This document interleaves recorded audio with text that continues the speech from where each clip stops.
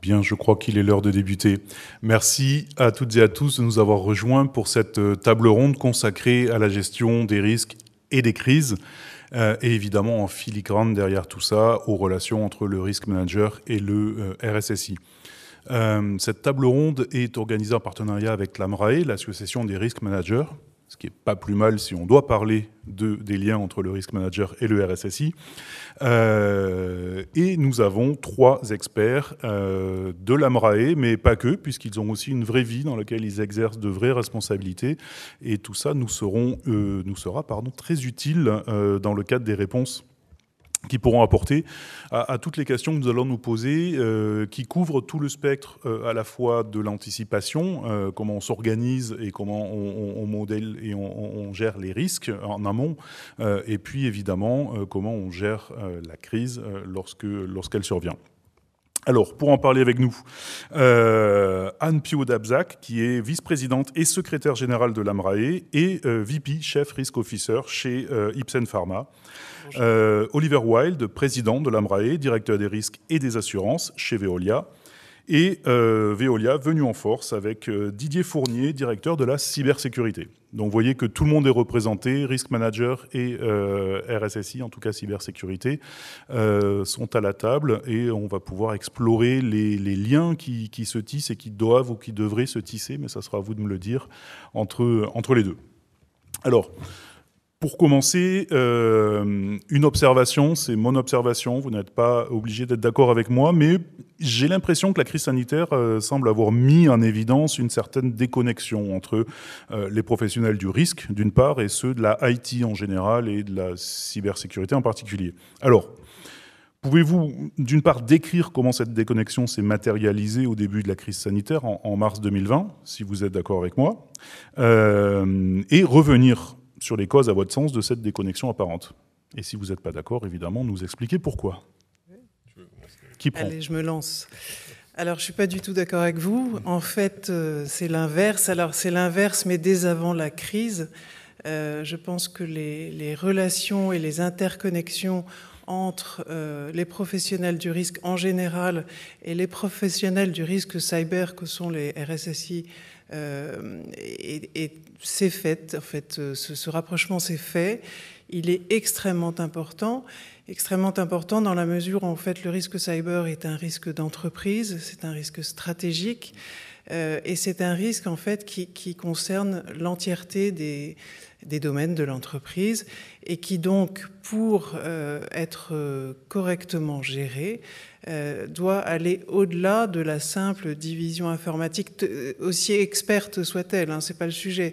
Le sujet, c'est que ce risque-là, il doit s'imaginer, se gérer en imaginant des scénarios. Et pour bâtir des scénarios correctement, en fait, il faut intégrer, appeler, susciter l'entièreté des fonctions dans l'entreprise. Donc, chez Ipsen, en fait, les deux fonctions se sont vraiment rapprochées au point qu'elles ont fusionné. Et donc, c'est assez important. Enfin, c'est assez vertueux parce que, encore une fois, on va au-delà de discussions qui sont uniquement des discussions d'experts. Encore une fois, c'est évidemment pas une remise en cause de l'expertise, mais il faut considérer l'entreprise dans son entièreté.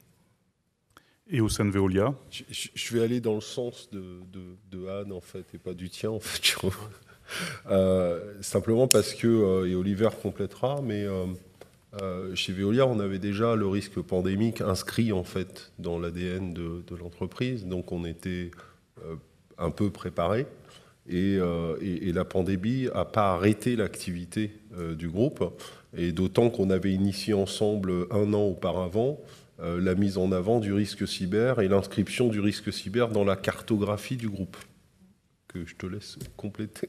Oui, tout à fait. Enfin, en fait, le risque cyber intégré dans la cartographie des risques du groupe depuis plusieurs années, mais il a évolué dans le temps. Et donc, ce qui a été très utile dans la discussion et le rapprochement qu'on a pu avoir sur le sujet cyber-risque, c'est de le matérialiser sur une cartographie des risques qui a donné lieu à des discussions à des niveaux de gouvernance comme le COMEX ou même au comité des comptes et de l'audit, afin d'affiner le positionnement de ce risque et de bien comprendre l'exposition pour l'ensemble de nos opérations.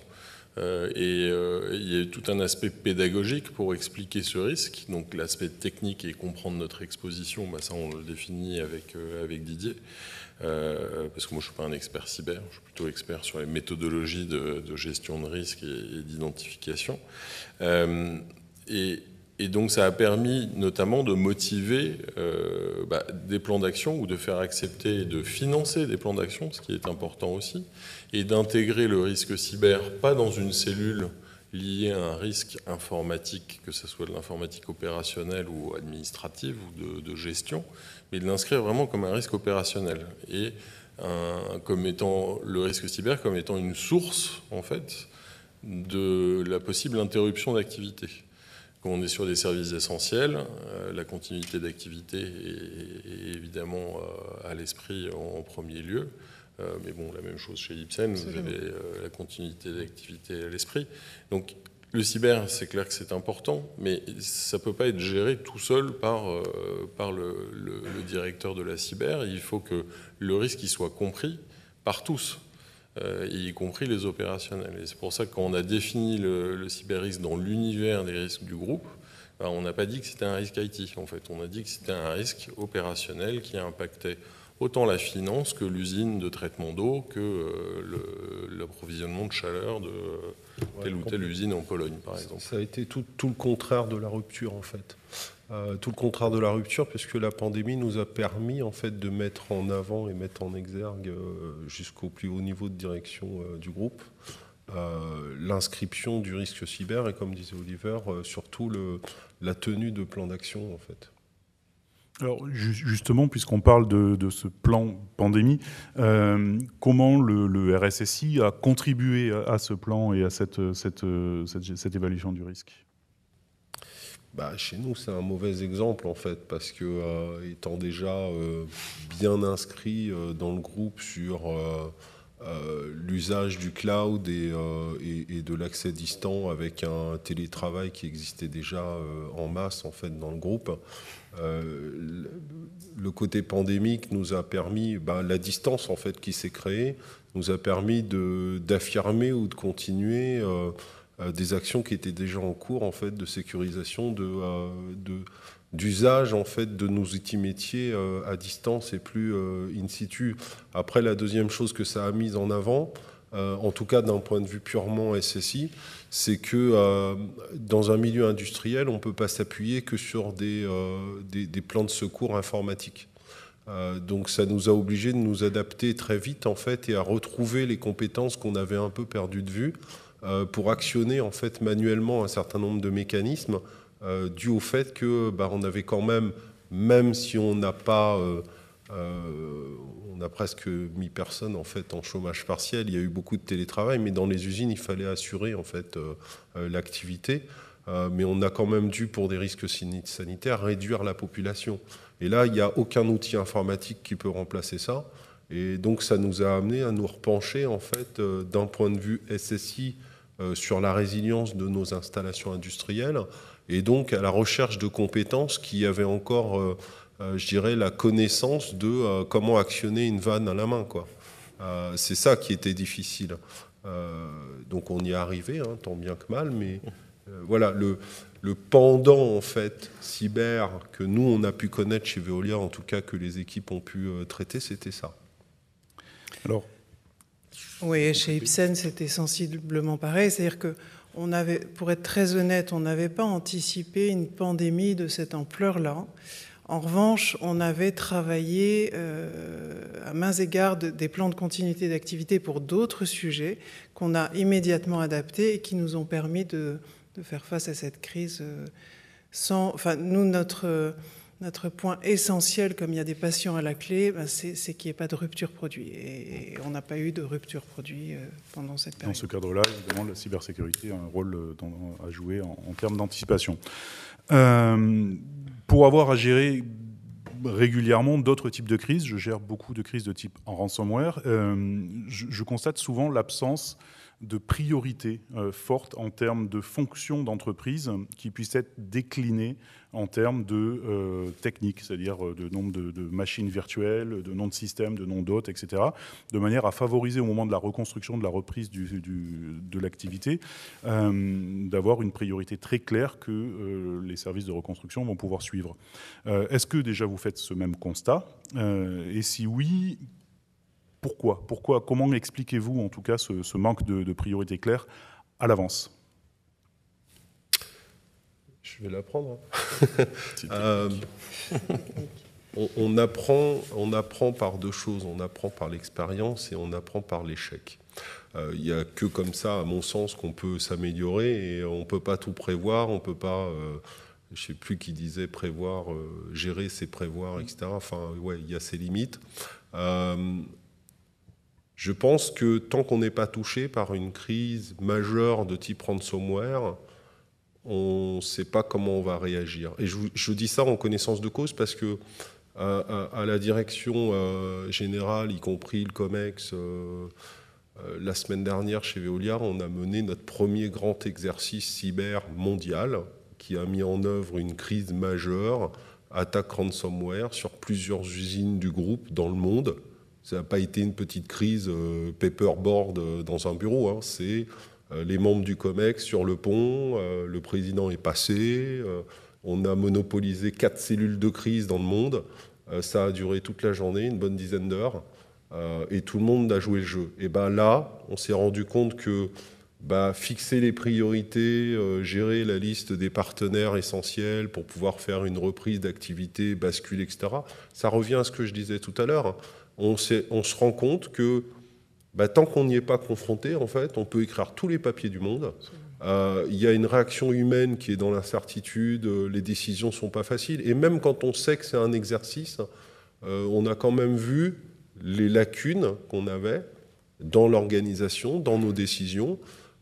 Donc on va y travailler, hein, c'est sûr. Je remercie notre partenaire au passage parce que je sais qu'il n'est pas loin. Mais il faut, voilà, comment je pourrais résumer ? Je pense qu'Oliver sera d'accord avec moi. Il faut s'entraîner, en fait. Il faut se mettre en situation et il ne faut surtout pas négliger cet exercice de se dire ça peut nous arriver, c'est pas qu'un exercice. Voilà, il faut vraiment jouer le jeu à fond et jusqu'au bout. Et on a de la chance, c'est que nous, on est très proches, en fait, de notre COMEX. On partage beaucoup de choses avec eux régulièrement. Et quand on leur demande de venir à table et de jouer pendant 8 heures avec nous un exercice de crise, ils sont là, quoi. Ils sont là, ils jouent le jeu et ils ont aussi cet œil critique et ils nous aident hein, au quotidien à apporter de la valeur en fait à ce qu'on fait et à se préparer.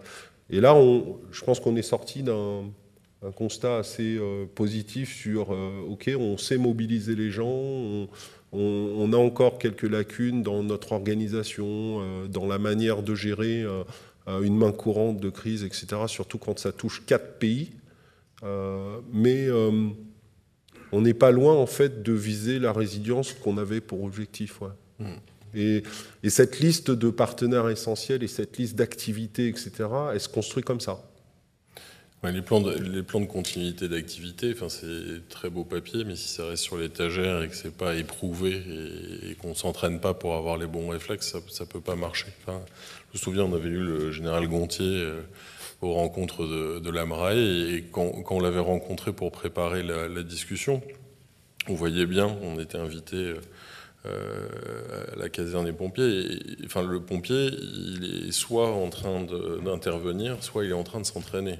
Bon, est-ce que c'est vraiment il se repose à un moment ou à un autre, mais c'est cet entraînement constant pour développer les bons réflexes. Et la situation qu'on va dessiner dans un scénario ou dans un entraînement de crise, c'est pas forcément la situation qui va se révéler être la bonne. C'est même a priori forcément pas. Voilà. C'est pas grave. Mais l'idée, c'est de constamment s'entraîner et de tester et d'éprouver le plan de continuité d'activité. Et donc là, avec l'exercice qu'on a pu mener, on a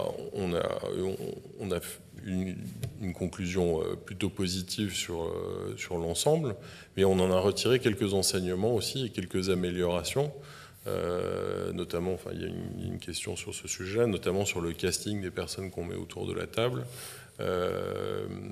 qui était quasi complet. On s'est dit qu'il manquait peut-être une personne. Mais voilà, c'est tout le bénéfice de faire ce type d'exercice, c'est d'avoir non seulement l'expérience et les bons réflexes le moment venu, pouvoir garder son calme, et surtout tirer les enseignements pour constamment améliorer les choses. Donc finalement, cette liste se forge dans le feu, que ce soit dans la crise ou dans l'exercice. Vaut mieux que ça se fasse a priori dans l'exercice. On prendra quelques questions. Alors, vous préférez en même temps ou vous préférez qu'on prenne les questions comme vous voulez. Bon, prenons des questions en même temps alors.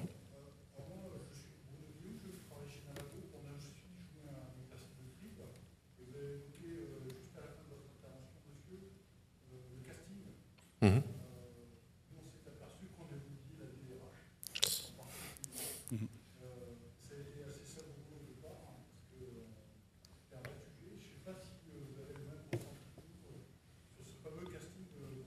On va l'aborder, on va avoir effectivement une question qui est dédiée au casting, mais effectivement c'est un très bon point, la DRH est essentielle, ne serait-ce que, en tout cas dans le périmètre limité des crises de type ransomware, si la crise arrive après le 15 du mois, très souvent Sage est touché, les systèmes qui permettent de gérer, de créer, de virer, de faire les payes sont touchés, et donc à un moment donné il faut pouvoir prendre des décisions. Est-ce qu'on rejoue la même paie, est-ce qu'on demande à la banque de refaire ce qui a été fait?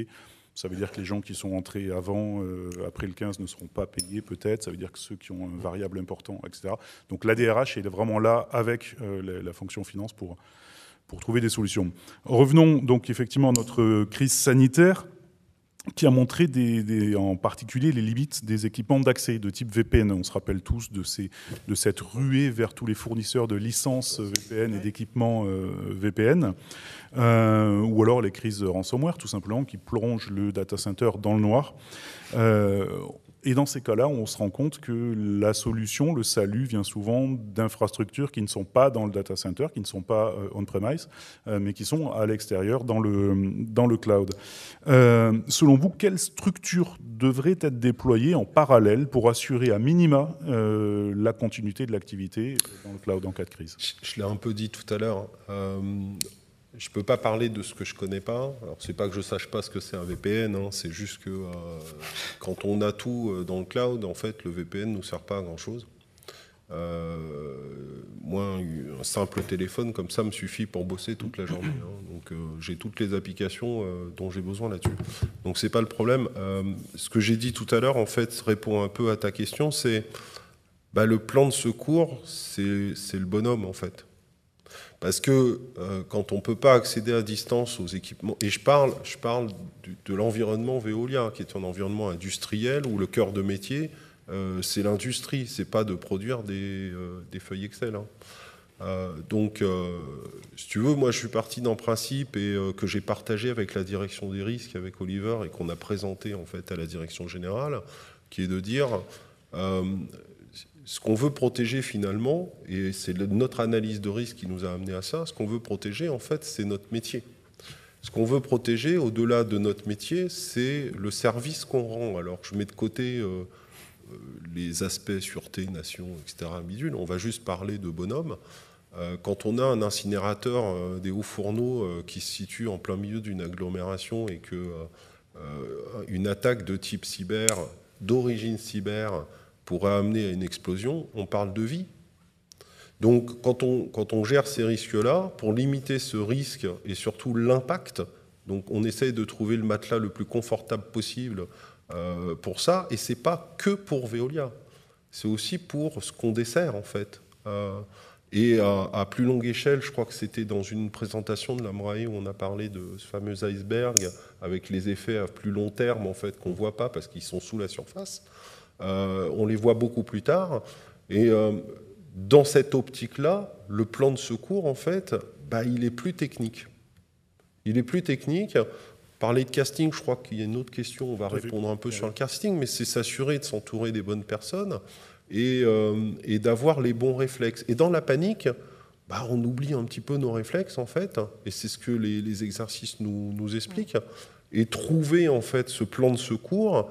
Il ne faut pas se cantonner en fait à se dire zut, on n'a plus accès distant, qu'est-ce qu'on met comme solution de secours, plan B d'accès distant? Non, on prend sa bagnole et on y va.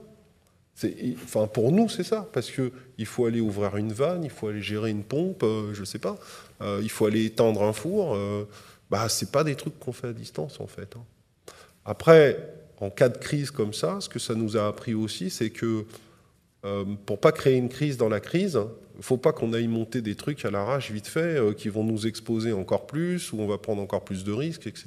Donc on essaye de minimiser aussi l'effet de bord en fait, de faire dans la précipitation des choses qu'on n'aurait pas faites en temps normal. C'est ça notre plan de secours. Après, c'est chez nous. Après, sans attendre la crise, tout le travail d'analyse de risque, que ce soit sur le cyber ou sur d'autres risques, vient alimenter une stratégie et une réflexion de dire, voilà, on est exposé à tel ou tel risque, qu'est-ce qu'on devrait développer comme solution, quelles sont les contraintes que je me suis imposées et quelles sont celles dont je peux me débarrasser si je change de stratégie. La stratégie cloud nous permet quand même de nous débarrasser de certaines contraintes. Mais ça vaudra pour n'importe quel risque. Et c'est pour ça que l'analyse de risque, où on va faire un carottage sur l'exposition à un risque cyber, à une attaque, à un ransomware, comment on décline ce scénario-là, et les impacts, et ensuite aller discuter avec les opérationnels, aller discuter avec la DRH pour bâtir pas seulement un plan de continuité d'activité, mais une stratégie. Comment est-ce que finalement je devrais changer peut-être de cap sur ma façon de gérer mon exposition à ce risque sans forcément attendre une crise. Et travailler sur les scénarios. Dans l'identification du risque, c'est absolument clé. C'est-à-dire qu'on a tous des forces, des faiblesses. Quels sont les scénarios auxquels on est le plus exposé? Et en fonction de ces scénarios, encore une fois, on ne peut pas non plus passer sa vie à faire des scénarios, mais il faut doser le bon degré, parce que moi je suis convaincue de la force du scénario, parce que derrière on va tout dérouler. Et ce scénario, il se construit avec, encore une fois, toutes les fonctions de l'entreprise. Pas uniquement, évidemment on peut imaginer une attaque cyber, mais en fonction encore une fois, des expositions, et puis ensuite on complète avec les réponses. Alors nous, on ne va pas aller sur le terrain pour dévisser des vannes ou je ne sais quoi. En revanche, on va s'assurer, parce que nous, notre hantise, c'est l'interruption d'activité, donc on a des stocks de produits dans la chaîne d'approvisionnement, dans les pays, dans les sites. Voilà, ça c'est l'une des réponses. Donc tout ça, c'est pour ça que je trouve extrêmement... moi, je suis tellement convaincue de la gestion des risques. Je trouve formidable que nos métiers, finalement, se parlent et se parlent de mieux en mieux et de plus en plus, parce que derrière, c'est assez puissant comme réponse, finalement. Et ça protège, et voilà, et on parle de résilience de l'entreprise. Et il ne faut pas croire que parce qu'on est très tourné vers le cloud, on n'a pas de risque. Ce que Oliver dit, c'est que on peut se concentrer sur quelque chose de plus prioritaire parce qu'on a minimisé le risque de rupture d'activité en étant dans le cloud. On garde un contact quand même avec nos systèmes d'information, mais ça ne veut pas dire que le risque il est à zéro. Il ne faut pas se prendre sur... Et c'est pour ça que...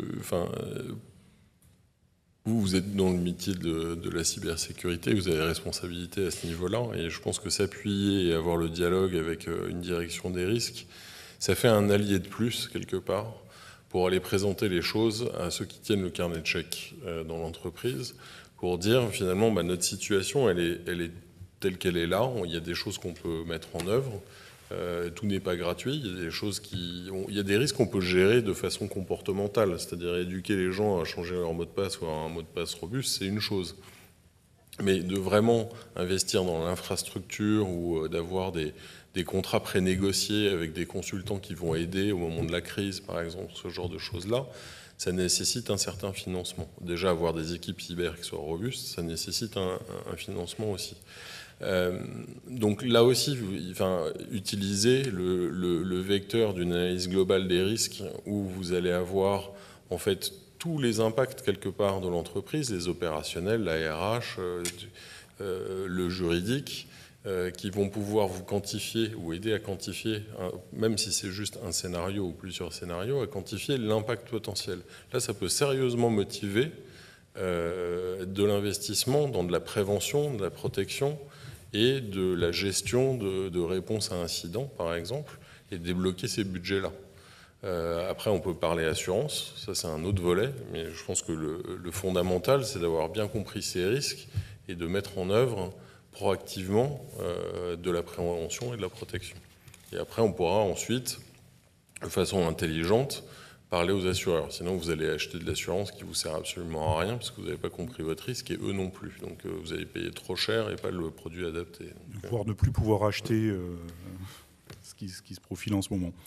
Donc, si je résume, l'idée de migrer vers le cloud des fonctions essentielles de manière à assurer leur résilience passe d'abord par une étude des impacts, des risques et des impacts. Ensuite, la définition à travers ces impacts des solutions cloud qui pourraient parer à un certain nombre de ces risques de manière peut-être même transversale. Et ensuite, l'étude évidemment des nouveaux risques qui peuvent être introduits par vers le déménagement vers le cloud, notamment j'imagine en termes de configuration, de contrôle d'accès, etc., qui sont des choses assez... D'identité.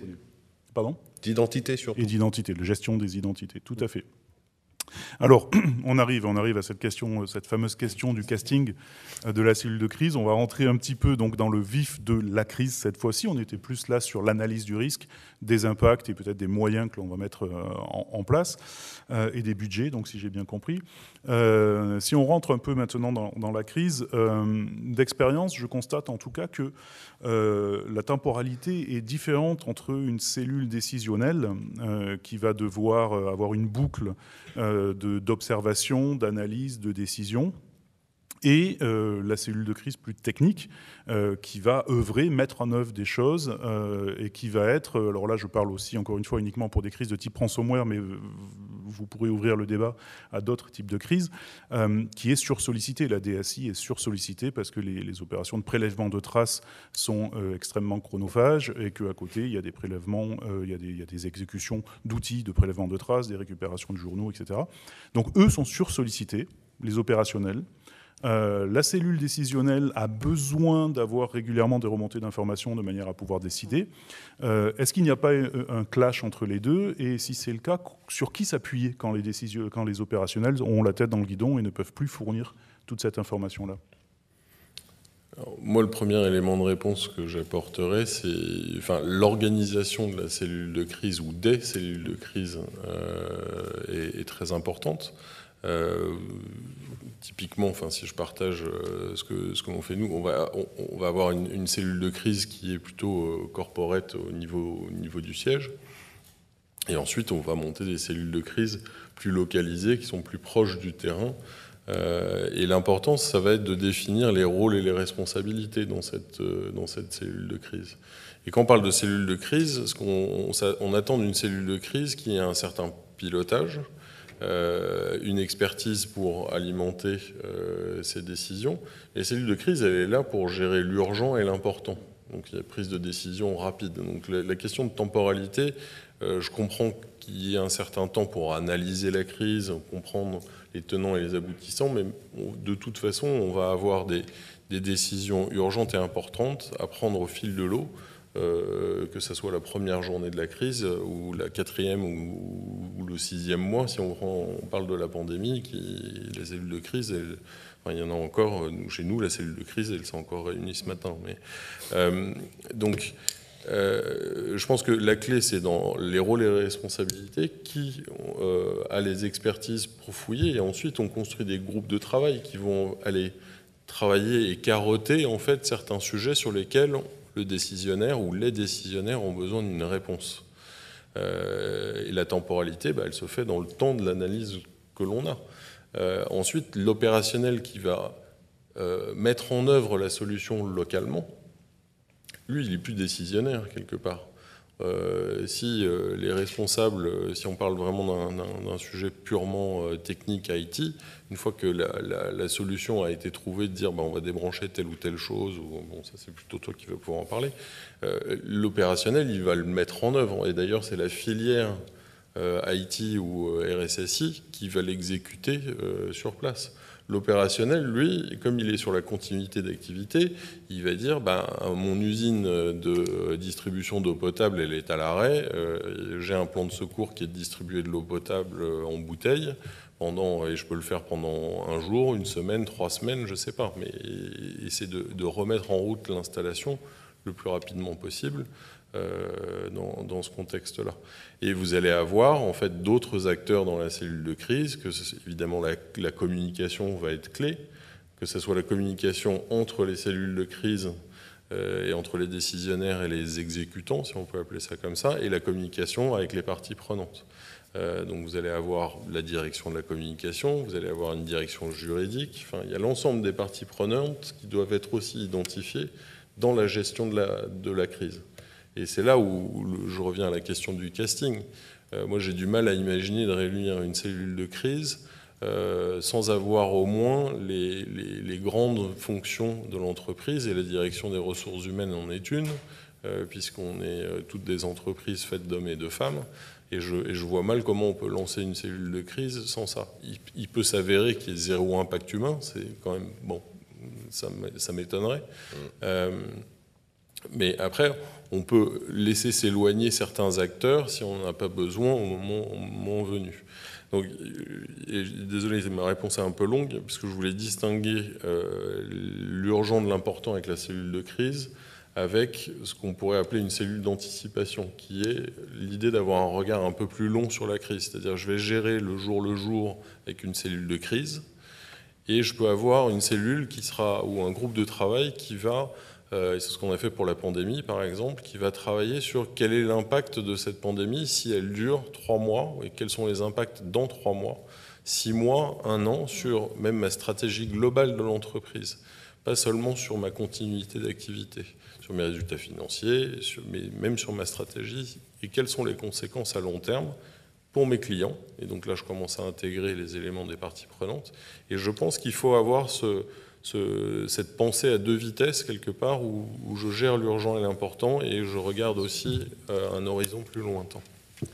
Très intéressant cette dissection entre l'anticipation et la gestion de la cellule, qui même au niveau décisionnel, donc selon vous, doit réagir très vite pour prendre des décisions importantes. Ça reste un projet, à un moment donné, la vision un peu naïve, si on peut la simplifier comme ça, parce que nous, c'est le constat qu'on fait, la leçon de la crise qu'on sort. Oliver le disait, nous, on a toujours la cellule de crise sanitaire. Et en plus, on rajoute des petites crises régulières de cyber, donc c'est intéressant. Mais on en tire, parce que c'est ça le débat aujourd'hui, on en tire un peu les leçons, et dans les leçons, c'est un projet. La seule différence, c'est qu'on contraint le temps du projet, parce qu'on a des prises de décision qui sont à la fois partagées et des décisions unilatérales, qui sont faites à plusieurs échelles. Ce qu'Oliver expliquait, c'est qu'elles sont faites chez Veolia à une échelle opérationnelle très terrain et à une échelle un peu plus haute, parce qu'elles ont des conséquences sur l'avenir. Et donc, il faut vraiment regarder ces 2 vitesses-là. Et je dirais, ce qu'on en tire comme constat aujourd'hui avec un petit peu d'expérience et beaucoup de recul, c'est finalement, quand nos procédures sont déjà établies, et c'est bête ce que je vais dire, c'est un papier, un process, on espère ne jamais dérouler un process de crise, mais malheureusement ça arrive assez souvent, surtout en ce moment. Mais quand le process est déjà établi, nos opérationnels qui s'inscrivent là-dedans savent exactement ce qu'ils doivent faire. Et c'est ce qu'on veut éprouver quand on fait nos tests, quand on fait nos exercices. C'est pas d'aller regarder si on a oublié une virgule, un point, un machin. Non, c'est est-ce qu'on a le réflexe d'aller chercher la procédure? Est-ce qu'elle est accessible? Est-ce qu'elle a été écrite? Est-ce qu'elle est claire? Est-ce que tout le monde sait ce qu'il a à faire? Parce que ce qu'on dit, nous, c'est on met tout le monde sur le pont et on garde que ce dont on a besoin. Mais au moins, tout le monde est au courant, parce que l'exercice qu'on avait fait, c'était drôle, parce que nous, on n'était pas au courant, on n'était pas dans la confidence. On l'a préparé, mais ça s'est arrêté là. On ne nous a pas dit ce qui allait se passer, et à un moment donné, en fait, il y a eu une explosion, il y a eu 2 morts, je crois, ou 2 blessés, hein, un truc comme ça. Et dans la cellule, il n'y avait pas les RH. Et on s'est dit, merde, en plus, ils sont à l'étranger, comment on gère ? Vite, il faut prendre une décision, machin, et les familles, et les trucs et les bidules. Après, on a eu, alors c'était bien fait, hein, puisqu'on avait un flash news à la télé qui passait, le président était là à ce moment-là, on disait, Veolia s'est fait attaquer, machin, truc bidule, et tout de suite, on s'est tourné vers la com, est-ce qu'il y a quelque chose qui est parti, etc. Donc, il y a vraiment des décisions dans l'urgence, mais pour lesquelles on a des procédures qu'on a déroulées, hein, on n'a rien inventé. Hein. Et puis après, il y en a d'autres, on découvre. Donc il faut la prendre vite. Oui, je suis tout à fait d'accord. Et en fait, pour revenir à votre point, certains sont sursollicités, oui. Et en fait, j'ajouterais qu'en gestion de crise, il faut une rigueur implacable, vraiment. C'est-à-dire que moi, j'en ai vécu beaucoup. Et dans les exercices aussi, souvent, on s'aperçoit que finalement, on ne prend pas le temps de s'arrêter et d'imaginer les évolutions possibles de la crise. Et ça, c'est une étape absolument clé. Et donc, certains sont sursollicités. Il faut les laisser faire leur travail, absolument. Et puis, prévoir des temps pour justement se poser en fonction des informations et des scénarios d'évolution possibles de la crise. Cette cellule d'anticipation qui joue ce rôle-là. Alors, on a commencé à avancer vers cette fameuse question du casting. On y a en partie répondu. Si on veut synthétiser ça, quelles sont les bonnes pratiques ? Donc là, ça va être l'AMRAE qui va parler. Quelles sont les bonnes pratiques en matière de casting des cellules de crise ?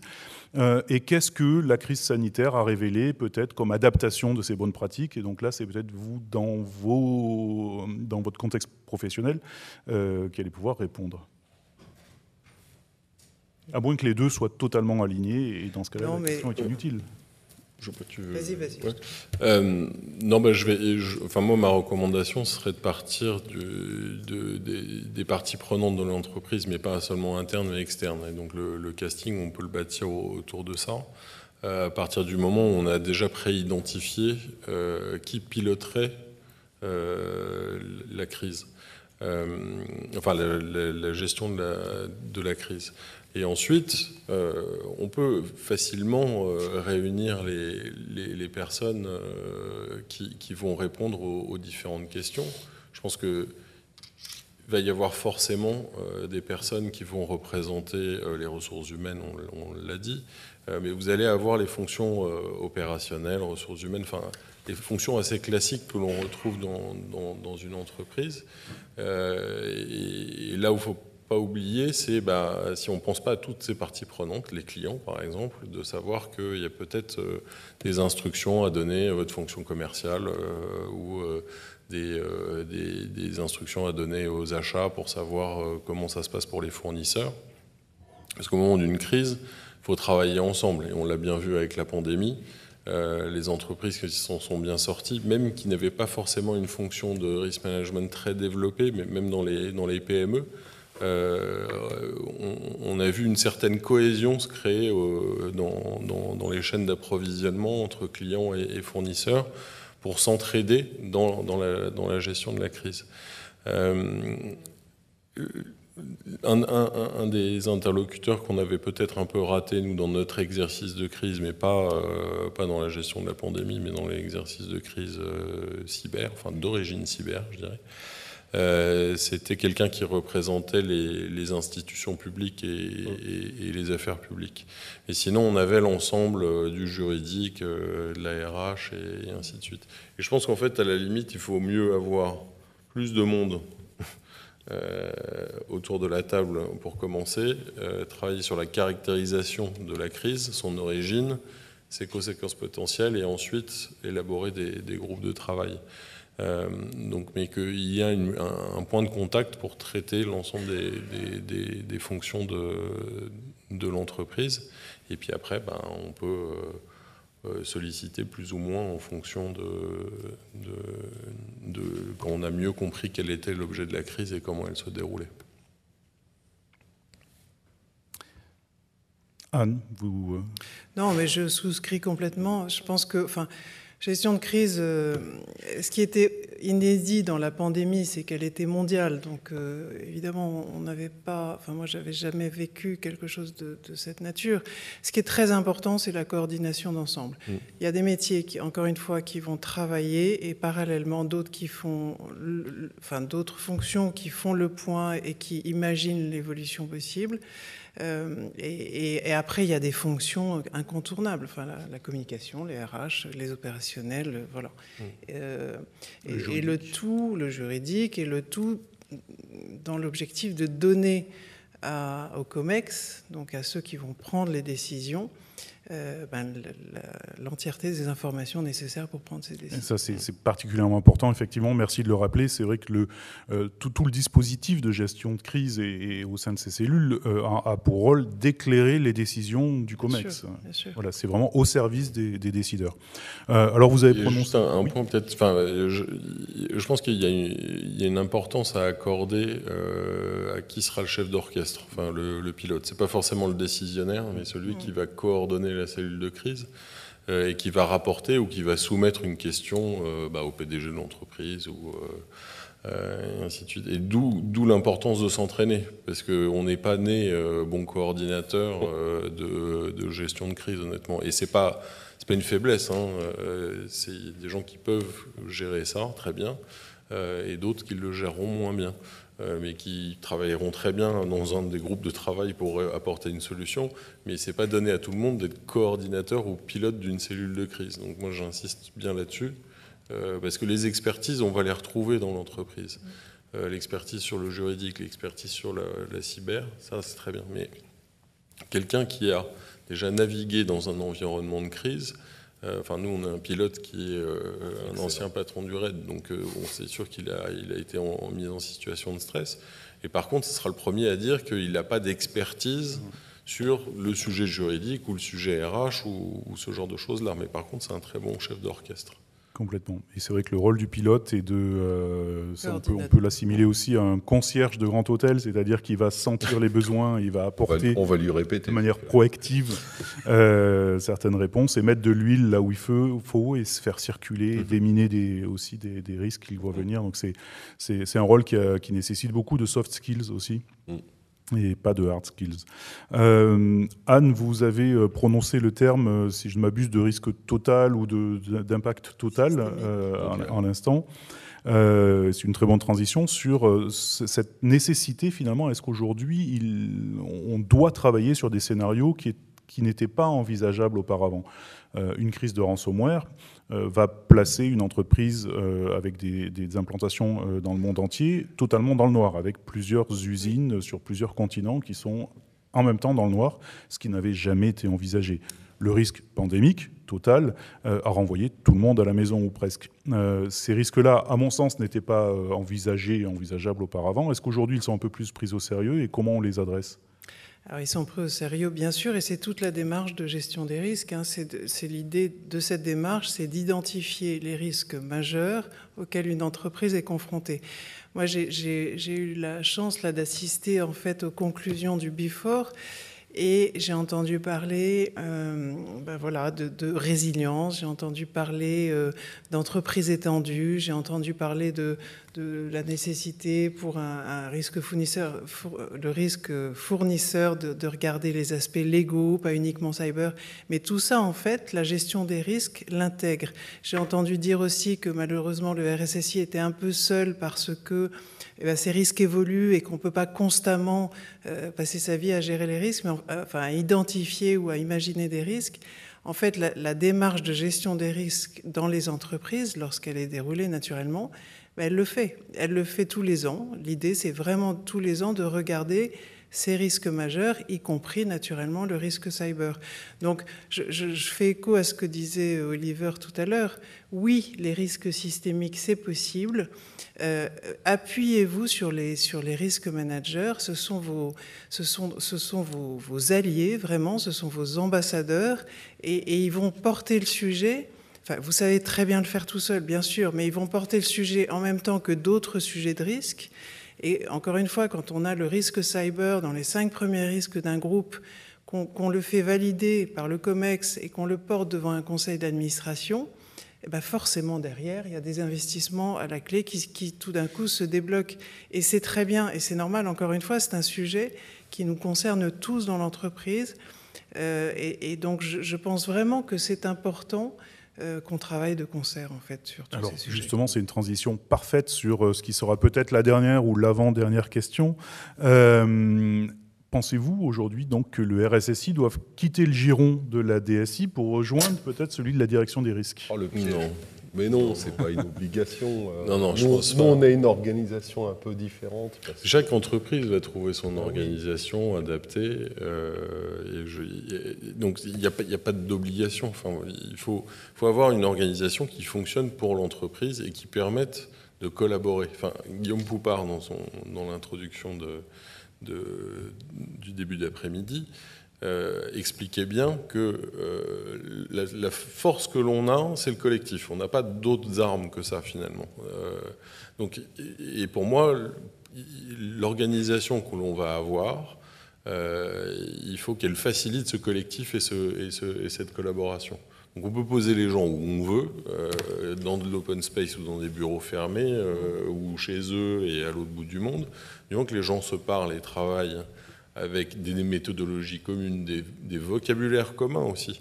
Enfin, je fais le lien avec une autre question ça voudrait dire qu'en fait, le cyber, il fait partie de la direction des risques. Enfin, ça peut s'expliquer dans une organisation ou dans une autre, mais il faut que ça soit adapté à votre façon de fonctionner.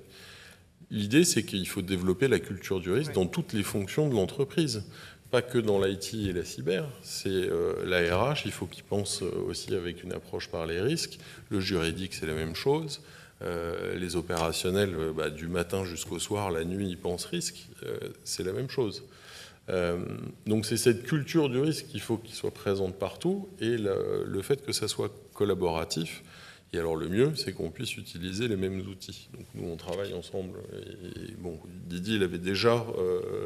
de son expérience d'avant, de toute façon, cette approche-là. Donc, on s'est retrouvés assez facilement. Alors, justement, c'est que le marquage, en fait, appartenir à telle direction, on a une organisation, nous, qui est assez particulière, qu'on ne retrouve pas forcément partout, hein, parce que moi, je suis à la sûreté, moi, je ne suis pas à la DSI. Oliver est au risque, mais aujourd'hui, on s'est inscrit ensemble, en fait, dans une approche par les risques, il l'a dit, de toutes les fonctions de l'entreprise. Et aujourd'hui, moi j'ai une équipe d'experts cyber qui ne sont pas risk managers, par contre qui travaillent avec les soixantaines, je crois, de risk managers du groupe Veolia. Moi j'ai 60 RSSI qui bossent avec eux. Parce qu'on estime qu'en y allant ensemble, voir toutes les autres directions, on va réussir à créer cette appétence au niveau de toutes les fonctions en fait, de l'entreprise. Et je pense qu'on a fait un bon chemin déjà de présenter tout ça, parce qu'aujourd'hui, quand on arrive, et Oliver me le disait juste avant qu'on commence tout à l'heure, quand on arrive à notre direction générale, quand on arrive en CODIR, en COMEX, et quand on arrive au conseil d'administration, donc en CCA, et qu'on dit il faut nous donner les moyens de sécuriser notre activité, il faut nous donner les moyens, regardez, dans le monde, ça pète de partout, et ça peut nous arriver demain, etc. On nous écoute. C'est plus un effet de manche marketing, c'est plus un entrefilet dans les journaux. Moi, je peux donner des chiffres. Je gère 30 crises cyber par an. Majeures, importantes. On perd du pognon, sauf que ça n'a jamais été dans les journaux. Parce que cette notion de partage de risque, aujourd'hui, elle est entendue, et ça permet à chacun, en fait, de prendre la mesure de en quoi sa collaboration va nous permettre d'avancer. Alors, ça sera le mot de la fin pour chacun, pour le coup. Quel est, selon vous, l'outil privilégié pour amorcer ce rapprochement? Pour quelqu'un, pour une entreprise, une organisation qui n'a encore pas amorcé ce rapprochement-là, quel est le premier pas? Quel est l'outil idéal pour commencer? Alors, moi, je suis d'accord avec ce qui a été dit. Il n'y a pas de recette miracle. Donc soit nous, il se trouve qu'on travaille ensemble, on est dans le même département. En tout cas, l'outil... si jamais ce n'est pas le cas, c'est, de mon point de vue, de mettre en place un comité sécurité ou un comité des risques dans lequel, justement, on a ces différentes fonctions qui ont que j'appelle risk-related chez nous, c'est-à-dire ces fonctions qui ont de près ou de loin à traiter de ces sujets et qui vont pouvoir enrichir cette réflexion avec à chaque fois des scénarios qui vont impliquer évidemment les RSSI, mais également tous les autres opérationnels. Merci. Oliver. Ouais, je vais faire écho à ce que dit Anne. Je pense que l'organisation, il faut que vous la trouviez vous-même et qu'elle soit adaptée. La clé, c'est que ça soit au bon niveau qu'il y ait un écho au bon niveau. Donc le comité des risques, ou au moins la cartographie des risques, elle doit être discutée au niveau du comité exécutif. Alors elle peut être préparée par un comité risque ou différentes cellules qui vont spécifier sur un risque ou un autre ou travailler sur des scénarios. Mais in fine, il faut que les cartographies des risques soient la plateforme commune de discussion. Après, elle peut être déclinée au niveau d'une DRH.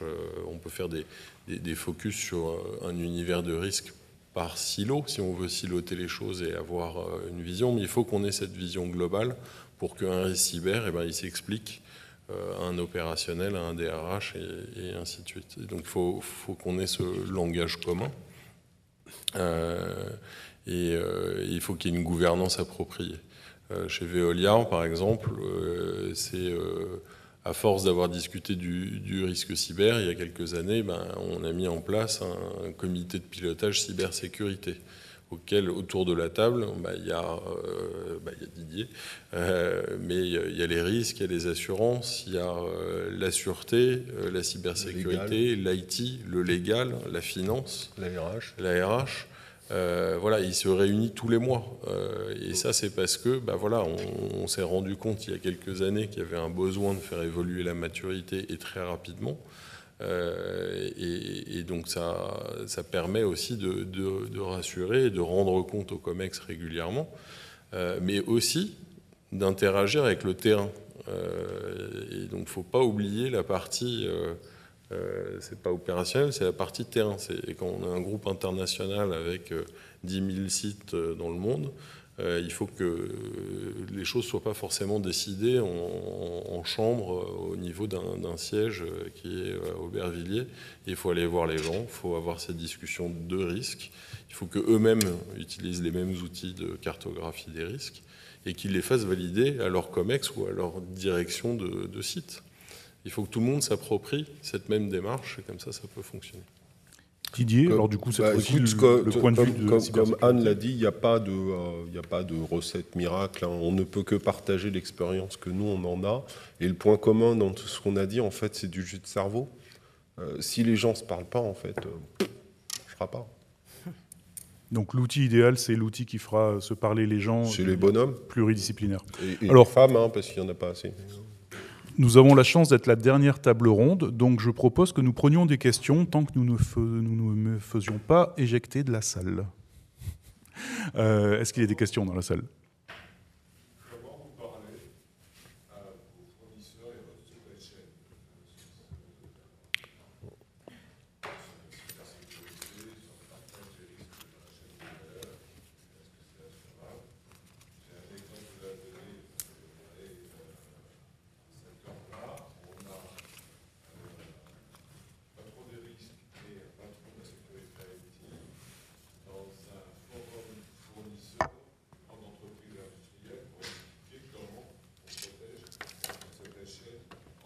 Donc la question est comment on parle aux fournisseurs et comment on protège la supply chain, notamment avec une vision gestion des risques.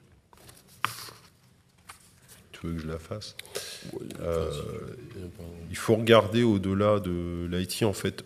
Alors, comment on leur parle ? Déjà, moi, je leur parle en direct à mes partenaires. Hein, je suis assez franc sur ce que j'attends d'eux et la confiance que je place en eux et aussi à la mesure de ce qu'ils me rendent. La démarche qu'on a eue, nous, et là encore, je fais que partager notre expérience, hein, je n'ai pas de recette miracle. Nous, la démarche qu'on a eue, en fait, c'est de travailler à tous les niveaux, en fait, du procurement et des directions des achats, parce que c'est eux qui ont le contact direct, en fait, avec nos partenaires, quel que soit le niveau de partenariat, que ce soit dans les métiers ou que ce soit dans la prestation cyber, IT ou tout ce qu'on veut, mais surtout dans les métiers aussi, de pouvoir avoir à un moment donné, je dirais, cette notion de risque, on l'a incrustée en fait dans les clauses contractuelles, les machins, dans tous les NDA que moi je reçois personnellement, etc. Enfin, il y a tout un tas de démarches plus ou moins légales accompagnées d'un peu de sensibilisation et d'awareness. C'est-à-dire que le partenaire, quand je lui explique que c'est pas pour le pourrir en fait que j'ai mis ces clauses-là, c'est juste pour s'assurer que mon niveau de sécurité n'est pas dégradé par ce qu'il va faire et que lui, ayant d'autres clients, je ne vais pas devenir une menace dans son écosystème. C'est fait pour ça, en fait. Donc quand ils ont compris ça, en général, ça se passe plutôt pas mal. Mais ça, c'est beaucoup plus vrai aujourd'hui, et je suis désolé de le dire, avec nos fournisseurs industriels qu'avec nos fournisseurs IT, qui sont ici, avec qui j'en parle tous les jours. Et puis il faut prendre toute la chaîne. Enfin, la question était sur la chaîne de valeur. Il faut aussi parler avec les clients. Clients ou si on intervient sur site. Enfin, nous, on est dans des situations où on gère intégralement un site, mais dans certains cas, on gère le site pour le compte d'eux et le client est sur site aussi. Et il ne va pas forcément avoir fait les mêmes choix stratégiques ou les mêmes choix en termes de configuration d'infrastructures OT et IT.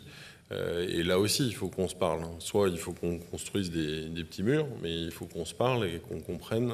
Et c'est là où, à mon avis, on peut aussi travailler sur des scénarios de risque avec son client, avec son fournisseur, et qu'est-ce qu'on fait dans telle et telle situation. Donc là aussi, on revient à des outils de collaboration. Et les outils de collaboration, ils ne sont pas que internes à l'entreprise, ils sont avec les parties prenantes, que ce soit fournisseurs, clients, mais même partenaires, parce qu'on n'est pas forcément dans une relation commerciale systématiquement, ou d'autres parties prenantes telles que nos collaborateurs internes et leurs familles, leurs comportements peuvent influencer sur la cybersécurité de l'entreprise aussi. Oui. Anne, et ce sera le mot de la fin. Est-ce que vous souhaitez ajouter quelque chose à cette réponse ? Non, mais en fait, oui, enfin, là encore, le partenaire, le fournisseur clé, etc., il va s'apprécier constamment, puisque tout est lié, avec ses forces et ses fragilités. Et donc, évidemment, sa sensibilité au risque cyber, il faut absolument, mais tout comme son risque financier, tout comme, enfin voilà, RH ou je ne sais quoi. Finalement, on voit que le risque cyber se fond dans les autres. Mais complètement, et c'est très important. Très bien. Alors, merci à tous les trois. Merci de nous avoir éclairés. Évidemment, le sujet est vaste. On n'a pas eu l'occasion de le couvrir autant que l'on aurait souhaité. Mais en tout cas, les trois représentants de la MRAE sont présents aux assises. Vous pourrez les retrouver dans les stands, mais aussi ce soir peut-être pour leur poser toutes les questions que vous n'avez pas pu poser ce soir. Merci en tout cas à tous les trois. Merci. À vous toutes et tous d'être venus. Merci.